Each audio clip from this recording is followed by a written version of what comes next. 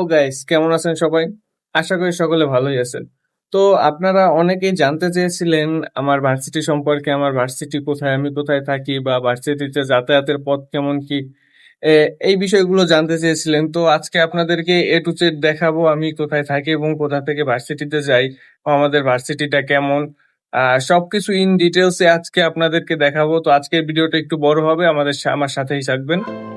তো লেটস তো সকালে স্টার্ট। খুব ভোরেই আসলে উঠতে হয়, কারণ হচ্ছে আমাদের ভার্সিটিতে ক্লাস হচ্ছে 8টা থেকে। তো 8টা থেকে আমার এখান থেকে যেতে একটু সময় লাগে, কারণ এর আগেও আপনাদেরকে একটা ভিডিওতে দেখিয়েছিলাম আমাদের ভার্সিটির রাস্তাটা একটু খারাপ। সবই আপনারা ভিডিওর মধ্যে দেখতে পারবেন আবারও। তো সেই জন্য আজকে আমি 6টার দিকেই উঠে যাই এবং উঠে ফ্রেশ হয়ে স্নান টান শেষ করে রেডি হয়ে বেরিয়ে পড়ি। তো দেখেন, সকালবেলা এত ভোরে আসলে, আরও শুক্রবার যেহেতু আমি ইভিনিং শিফটে ক্লাস করি। ইভিনিং শিফট মানে হচ্ছে কি আপনার যেটা বলে একদিন ক্লাস আর কি। শুক্রবার একদিন ক্লাস হয়, তো শুক্রবার সবার জন্য ছুটির দিন, আর আমাদের যা ইভিনিং শিফটে যারা ক্লাস করি তাদের জন্য হচ্ছে কষ্টের দিন।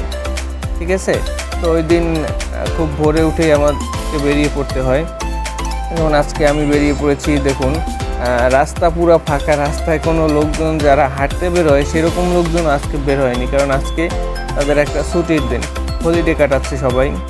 তো আমি হচ্ছে নিকুঞ্জর ভিতরে থাকি। এটা হচ্ছে আপনার খিলক্ষেতের অপোজিট সাইডে নিকুঞ্জ 12তে থাকি।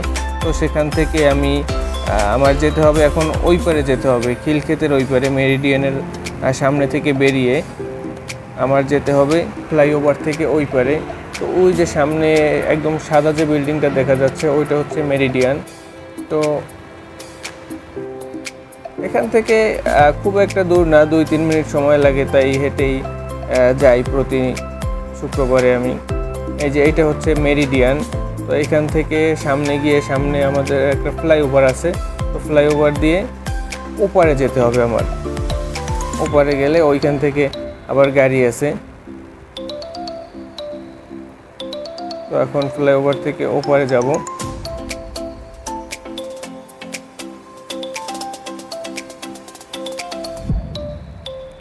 তো আসলে সকালে ওঠা শরীরের জন্য ভালো, কিন্তু আমাদের তো ওইভাবে অভ্যাস নেই, যার কারণে